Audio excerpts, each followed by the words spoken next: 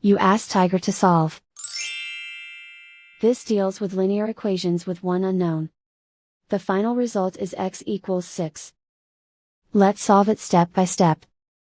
Group all x terms on the left side of the equation. Subtract 5x from both sides. Group like terms.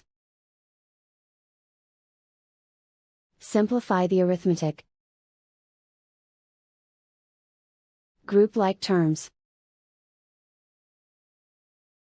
Simplify the arithmetic. Group all constants on the right side of the equation. Subtract 28 from both sides. Simplify the arithmetic.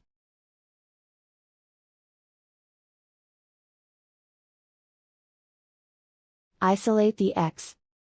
Divide both sides by -6. Cancel out the negatives. Simplify the fraction. Cancel out the negatives. Find the greatest common factor of the numerator and denominator. Factor out and cancel the greatest common factor. And so the final result is x equals 6.